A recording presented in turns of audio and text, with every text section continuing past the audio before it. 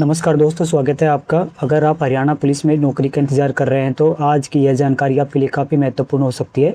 खासकर अगर आप पूर्व सैनिक या केंद्रीय सशस्त्र पुलिस बलों यानी सीएपीएफ में सेवा दे चुके हैं। सामने आई जानकारी के मुताबिक हरियाणा पुलिस के टेली कम्युनिकेशन विंग में 400 स्पेशल पुलिस ऑफिसर यानी एसपीओ की नियुक्ति की बात सामने आई है। इस भर्ती की सबसे खास बात यह है कि इसमें सामान्य भर्ती प्रक्रिया की तरह लिखित परीक्षा या फिजिकल टेस्ट की बात नहीं कही गई है, बल्कि पात्र पूर्व सैनिकों और संबंधित सुरक्षा बलों के पूर्व कांस्टेबलों से सीधे आवेदन मांगे जाने की जानकारी दी गई है।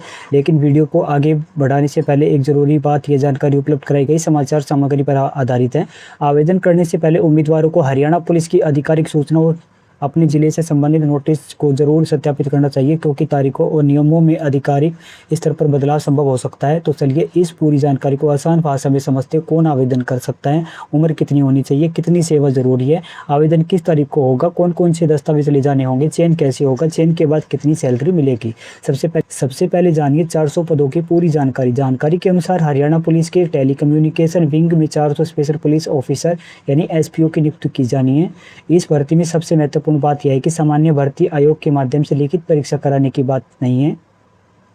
उपलब्ध जानकारी के अनुसार हरियाणा पुलिस अधिनियम 2007 की धारा 21 के तहत पात्र पूर्व सैनिकों से सीधे आवेदन लेकर निर्धारित प्रक्रिया के आधार पर नियुक्ति की जाएगी। यानी अगर आप इस भर्ती की पात्रता पूरी करते हैं तो आपको किसी सामान्य प्रतियोगी परीक्षा की तैयारी करने के बजाय निर्धारित तारीख और स्थान पर जाकर आवेदन प्रक्रिया पूरी करनी होगी। यह मौका खास तौर पर उन लोगों के लिए महत्वपूर्ण है जो पहले से सेना या सुरक्षा बलों में अपनी सेवा दे चुके हैं और अब पुलिस विभाग में अपनी सेवाओं का अनुभव इस्तेमाल करना चाहते हैं। किन उम्मीदवारों को मौका मिलेगा, बात आती है सबसे बड़ा सवाल, आखिर कौन आवेदन कर सकता है। जानकारी के मुताबिक इस भर्ती में सशस्त्र बलों और केंद्रीय सशस्त्र पुलिस बलों यानी सीएपीएफ के पात्र पूर्व सैनिक आवेदन कर सकते हैं। इसके अलावा Haryana state industrial security force यानी HSISF और हरियाणा आर्म्ड पुलिस यानी HAP बटालियन के पूर्व कांस्टेबलों के लिए भी पात्रता बताई गई है। लेकिन सिर्फ पूर्व सैनिक होना ही पर्याप्त नहीं है, उम्मीदवारों को भर्ती में दी गई अन्य शर्तें भी पूरी करनी होगी। सबसे खास बात, सिग्नल कोर वालों को प्राथमिकता। अब यहाँ एक महत्वपूर्ण जानकारी सामने आती है। टेली कम्युनिकेशन विंग में नियुक्ति होने के कारण उन उम्मीदवारों को प्राथमिकता दिए जाने की बात कही गई है जिन्हें सिग्नल कोर या टेली कम्युनिकेशन उपकरणों को संभालने का अनुभव हो रहा हो।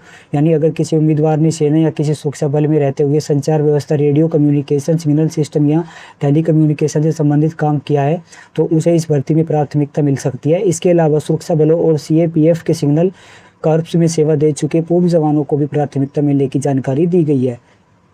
इसलिए अगर आप पिछली सेवा टेली कम्युनिकेशन या सिग्नल से संबंधित रही है तो इस अवसर को विशेष रूप से ध्यान से देखना चाहिए। अब बात करते हैं क्वालिफिकेशन की। भर्ती की प्रमुख शर्तों के अनुसार उम्मीदवार का कम से कम 12वीं पास होना जरूरी बताया गया है।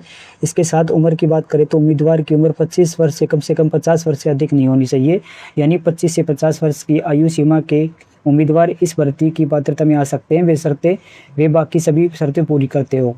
यहाँ एक बात फिर से ध्यान रखें, उम्र की गणना किस तारीख के आधार पर होगी और किस विशेष श्रेणी में आयु संबंधी छूट लागू या नहीं, यह आधिकारिक नोटिस से जरूर जांचें। सेवा का अनुभव कितना होना चाहिए। अब बात करते हैं सबसे महत्वपूर्ण पात्रता मापदंड की। उपलब्ध जानकारी के मुताबिक उम्मीदवार ने सशस्त्र बलों या केंद्रीय सशस्त्र पुलिस बलों में कम से कम 5 साल की सेवा की होनी चाहिए। इसलिए केवल कुछ समय सेवा करके रिटायर हुए उम्मीदवार इस पात्रता को पूरा नहीं कर पाएंगे अगर उनके पास निर्धारित न्यूनतम सेवा अवधि नहीं है। इसके अलावा डिस्चार्ज के समय उम्मीदवार की मेडिकल कैटेगरी और चरित्र प्रमाण पत्र संबंधी शर्तें भी बताई गई है। जानकारी के अनुसार उम्मीदवार का रिकॉर्ड ऐसा होना चाहिए जिसमें मेडिकल कैटेगरी A और चरित्र प्रमाण पत्र में अच्छा या बेहतरीन रिकॉर्ड कायम रहा हो। इसलिए आवेदन करने से पहले अपनी डिस्चार्ज बुक, सर्विस रिकॉर्ड और चरित्र संबंधी दस्तावेजों को अच्छी तरह जांच लेना बहुत जरूरी है। अब बात करते हैं लिखित परीक्षा और फिजिकल टेस्ट या होगा या नहीं। दोस्तों, इस भर्ती में सबसे बड़ी खासियत शायद यही है, उपलब्ध जानकारी में न लिखित परीक्षा न ही शारीरिक परीक्षा की बात कही गई है। इसका मतलब यह है कि चयन प्रक्रिया सामान्य पुलिस कांस्टेबल भर्ती से काफ़ी अलग हो सकती है। यह उम्मीदवारों का चयन उनकी पात्रता, पूर्व सेवा दस्तावेजों और निर्धारित प्रक्रिया के आधार पर किया जाना है। हालांकि उम्मीदवारों को यह मानकर नहीं चलना चाहिए कि कोई भी जांच या सत्यापन नहीं होगा। दस्तावेजों का सत्यापन और विभागीय स्तर पर आवश्यक प्रक्रिया पूरी की जा सकती है। इसलिए सभी उम्मीदवार अपने मूल दस्तावेज और उनकी सत्यापित प्रक्रिया तैयार रखें। जिलेवार आवेदन की तारीख। अब मैं आपको जिलेवार तारीखें बताने जा रहा हूँ, इसलिए इस हिस्से को ध्यान से सुनिए। उपलब्ध जानकारी के अनुसार आवेदन प्रक्रिया 24 अगस्त से शुरू होकर 27 अगस्त तक जिलेवार तारीखें निर्धारित की गई है। 24 अगस्त को आवेदन की तारीख इन जिलों के लिए बताई गई है: पंचकुला, अंबाला, यमुनानगर, कुरुक्षेत्र, करनाल और कैथल। अगर आप इन जिलों से संबंधित पात्र उम्मीदवार हैं तो आपको इसी तारीख के अनुसार आवेदन प्रक्रिया की जानकारी लेनी होगी। 25 अगस्त को आवेदन के लिए ये जिले बताए गए हैं: सोनीपत, पानीपत, झज्जर, रोहतक, भिवानी और चरखी दादरी। 26 अगस्त को आवेदन की तारीख इन जिलों के लिए बताई गई है: गुरुग्राम, फरीदाबाद, नूह, अलवर, रेवाड़ी और नारनौल। 27 अगस्त को आवेदन की तारीख इन जिलों के लिए बताई गई है: हिसार, फतेहाबाद, सिरसा, हांसी, जींद और डब्बाली। एक बार फिर से ध्यान रखें, ये तारीखें उपलब्ध समाचार सामग्री में दी गई है। अगर आप वास्तव में आवेदन करने जा रहे हैं तो आधिकारिक विभागीय सूचना से तारीख, समय और स्थान की पुष्टि जरूर करें। अब बात आती है आवेदन कहाँ करना होगा। उपलब्ध जानकारी के अनुसार उम्मीदवारों को आवेदन पत्र लेकर पंचकुला के सेक्टर 25 स्थित पुलिस लाइंस कम्युनिकेशन कार्यालय में व्यक्तिगत रूप से पहुंचना होगा। यानी सिर्फ ऑनलाइन आवेदन करके प्रक्रिया पूरी होने के बाद यहाँ नहीं कही गई है। उम्मीदवार को निर्धारित तारीख पर समय पहुंचकर आवेदन करना होगा। इसलिए अगर आप दूर के जिले से आते हैं तो यात्रा की तैयारी पहले से कर ले। साथ ही अपनी दस्तावेजों की फाइल पहले से तैयार करें ताकि वहाँ किसी जरूरी कागज की कमी के कारण परेशानी न हो। अब बात करते हैं कौन कौन से दस्तावेज ले जाने होंगे। उपलब्ध जानकारी के अनुसार उम्मीदवारों को अपने सभी मूल दस्तावेज साथ लेकर जाने होंगे। इस साथ उनकी सत्यापित प्रतियों का एक सेट भी जमा करना होगा। इसके अलावा निर्धारित शपथ पत्र यानी एफिडेविट और अन्य जरूरी दस्तावेज भी साथ रखने होंगे। साथ ही 4 रंगीन पासपोर्ट साइज फोटो जमा करने की जानकारी दी गई है। इसलिए एक छोटी सी सलाह है, अंतिम दिन का दस्तावेज तैयार करने का इंतजार बिल्कुल ना करें। एक फाइल बनाए, उसमें अपनी क्वालिफिकेशन, योग्यता, सेवा संबंधी दस्तावेज, डिस्चार्ज से संबंधित रिकॉर्ड, पहचान पत्र, चरित्र प्रमाण पत्र, मेडिकल से संबंधित दस्तावेज और अन्य जरूरी कागज व्यवस्थित करके रखें। और सबसे जरूरी बात, आधिकारिक नोटिस में अगर दस्तावेजों की कोई अतिरिक्त सूची दी गई है तो उसे जरूर मिलाएं। अब बात आती है चयन के बाद क्या होगा। जानकारी के अनुसार चयन के बाद उम्मीदवारों को 15 दिन का ट्रेनिंग दिया जाएगा। यह प्रशिक्षण महत्वपूर्ण होगा क्योंकि भले ही उम्मीदवार पहले से सुरक्षा बल में सेवा दे चुका हो, लेकिन हरियाणा पुलिस के टेलीकम्युनिकेशन विंग में काम करने के लिए विभागीय कार्य प्रणाली और आवश्यक प्रक्रियाओं से परिचित कराना जरूरी होगा। इसलिए चयन के बाद 15 दिन के ट्रेनिंग की व्यवस्था बताई गई है। अब बात करते हैं कितनी सैलरी मिलेगी। अब सबसे महत्वपूर्ण सवाल, मानदेय कितना मिलेगा। उपलब्ध जानकारी के मुताबिक स्पेशल पुलिस ऑफिसर को 20,000 रुपये प्रतिमाह मानदेय दिया जाएगा। यह नियुक्ति 1 साल के लिए या नियमित नियुक्ति होने तक रहने की जानकारी दी गई है। यानी इसे सामान्य स्थायी सरकारी नौकरी की तरह समझना सही नहीं होगा। यह एक विशेष नियुक्ति के रूप में दी जा रही है सेवा है और इसकी अवधि तथा शर्तें आधिकारिक नियमों के अनुसार होगी। इसलिए उम्मीदवारों को मानदेय और नियमित सरकारी कर्मचारी की सैलरी के बीच अंतर जरूर समझना होगा।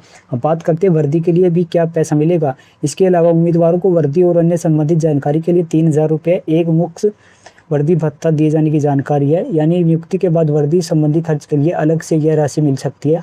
अब बात करते हैं सरकारी ड्यूटी पर टीए भी मिलेगा। अगर एसपीओ को सरकारी ड्यूटी के सिलसिले में यात्रा करनी पड़ती है तो उपलब्ध जानकारी के अनुसार 150 रुपये प्रतिदिन टीए यानी यात्रा भत्ता दिया जाएगा। यह राशि सरकारी ड्यूटी के दौरान लागू नियमों और पात्रता के अनुसार होगी।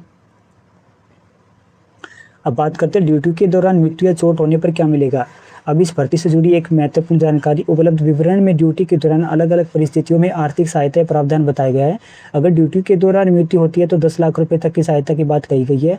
स्थायी दिव्यांगता की स्थिति में 1 से 3 लाख रुपए तक की सहायता बताई गई है। गंभीर चोट की स्थिति में 1 लाख रुपए तक की सहायता का उल्लेख है और प्राकृतिक मृत्यु की स्थिति में 3 लाख रुपए तक की सहायता बताई गई है। हालांकि इन सभी मामलों में वास्तविक भुगतान संबंधित सरकारी नियमों, प्रमाण और पात्रता के अनुसार ही होगा। इसलिए इन आंकड़ों को अंतिम मानने से पहले आधिकारिक आदेश में लागू शर्तों को जरूर पड़े। अब बात करते हैं ड्यूटी कहाँ लग सकती है। अब सवाल आता है कि नियुक्ति के बाद ड्यूटी कहाँ मिलेगी। उपलब्ध जानकारी के अनुसार एसपीओ को जरूरी नहीं कि उनके गृह पुलिस थाने में ही तैनाती मिले। जरूरत के अनुसार उसे जिले के किसी अन्य स्थान पर भी ड्यूटी दी जा सकती है। इसके अलावा आपातकालीन स्थिति में प्रदेश के किसी भी हिस्से में तैनाती की संभावना बताई गई है। इसलिए जो उम्मीदवार आवेदन करना चाहती है तो उन्हें इस बात के लिए मानसिक रूप से तैयार रहना चाहिए कि ड्यूटी उनकी पसंद की जगह पर नहीं मिले, यह जरूरी नहीं है। क्या सेवा कभी भी खत्म हो सकती है। एक और महत्वपूर्ण शर्त सेवा समाप्ति को लेकर है। जानकारी के अनुसार अगर उम्मीदवार के खिलाफ अनुशासनहीनता, खराब प्रदर्शन या गंभीर कदाचार जैसी स्थिति बनती है तो बिना नोटिस सेवा समाप्त किए जाने का प्रावधान हो सकता है। इसलिए चयन के बाद भी उम्मीदवारों को विभागीय अनुशासन और जिम्मेदारियों का पूरी तरह पालन करना होगा। किन लोगों के लिए यह मौका ज़्यादा महत्वपूर्ण है।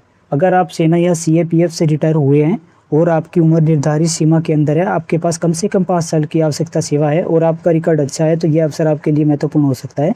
खासकर ऐसे पूर्व जवान जिनके पास सिग्नल कम्युनिकेशन या टेलीकम्युनिकेशन से जुड़ा अनुभव है, उनके लिए यह भर्ती और भी प्रशंसनीय हो सकती है क्योंकि नियुक्तियां पुलिस टेलीकम्युनिकेशन के विंग में होने की बात कही गई है। उम्मीदवारों को किन बातों का ध्यान रखना चाहिए। अब वीडियो के अंत में मैं आपको कुछ बहुत ज़रूरी बातें बताना चाहता हूँ। पहली बात, सिर्फ इस जानकारी को देखकर तुरंत यात्रा आवेदन की तैयारी शुरू करने से पहले अधिकारी नोटिस जरूर जांचें। दूसरी बात, अपनी उम्र और सेवा अवधि की गणना सही तरीके से करें। तीसरी बात, डिस्चार्ज बुक और सर्विस रिकॉर्ड में दी गई जानकारी को ध्यान से देखें। चौथी बात, मेडिकल कैटेगरी और चरित्र प्रमाण पत्र से संबंधित शर्तों को जरूर जांचें। पांचवी बात, अगर आपने सिग्नल कॉर्प्स कम्युनिकेशन या टेलीकम्युनिकेशन से जुड़ा काम किया है तो उससे संबंधित अनुभव के दस्तावेज जरूर रखें। छठी बात, सभी मूल दस्तावेजों के साथ सत्यापित प्रतियों का सेट तैयार रखें। और सातवीं सबसे महत्वपूर्ण बात, जिलेवार आवेदन की तारीख को ध्यान से देखें और निर्धारित तारीख पर ही आवेदन प्रक्रिया पूरी करने की कोशिश करें। तो दोस्तों, पूरी खबर अगर हम बहुत आसान भाषा में समझे तो हरियाणा पुलिस की टेलीकम्युनिकेशन विंग में 400 एसपीओ पदों की नियुक्ति की जानकारी सामने आई है। इसमें पात्र पूर्व सैनिकों और संबंधित सुरक्षा बलों के लिए पूर्व कांस्टेबल से आवेदन मांगे जाने की बात कही गई है। उम्मीदवार के लिए 12वीं पास होना जरूरी बताया गया है। उम्र 25 से 50 वर्ष के बीच होनी चाहिए। सशस्त्र बल या सीएपीएफ में कम से कम 5 वर्ष की सेवा की शर्त बताई गई है। लिखित परीक्षा और शारीरिक परीक्षा नहीं होने की जानकारी है। सिग्नल कॉर्प्स या टेलीकम्युनिकेशन अनुभव वाले उम्मीदवारों को प्राथमिकता मिल सकती है। आवेदन की जिलेवार तारीखें 24 अगस्त से 27 अगस्त तक बताई गई है। आवेदन व्यक्तिगत रूप से पंचकुला के सेक्टर 25 में स्थित पुलिस साइंस कम्युनिकेशन कार्यालय में करने की जानकारी दी गई है। चयन के बाद 15 दिन का ट्रेनिंग होगा। मानदेय 20,000 रुपये प्रति माह बताया गया है। इसके अलावा वर्दी भत्ता, सरकारी ड्यूटी पर टीए और ड्यूटी के दौरान मृत्यु या चोट की स्थिति में आर्थिक सहायता के प्रावधान की जानकारी भी दी गई है। दोस्तों, अगर आप पात्र हैं तो इस अवसर को नज़रअंदाज मत कीजिए, लेकिन साथ ही किसी भी भर्ती की जानकारी में सबसे ज़रूरी चीज़ होती है आधिकारिक नोटिफिकेशन, क्योंकि न्यूज़ में दी गई जानकारी और अंतिम सरकारी आदेश में तारीख, दस्तावेज, पात्रता या प्रक्रिया से संबंधित कुछ बदलाव हो सकते हैं। इसलिए आवेदन करने से पहले आधिकारिक सूचना को जरूर पढ़ें और सभी शर्तें को पुष्टि करें। अगर आपको यह जानकारी उपयोगी लगी हो तो वीडियो को लाइक करें, अपने उन दोस्तों और परिवार के सदस्यों तक जरूर शेयर करें जो पूर्व सैनिक या इस भर्ती के लिए पात्र हो सकते हैं। और ऐसे ही सरकारी नौकरी, भर्ती और रोजगार से जुड़ी आसान और महत्वपूर्ण जानकारी के लिए चैनल को सब्सक्राइब करना बिल्कुल ना भूलें। मैं मिलता हूँ आपसे अगली महत्वपूर्ण अपडेट के साथ। तब तक के लिए धन्यवाद। जय हिंद।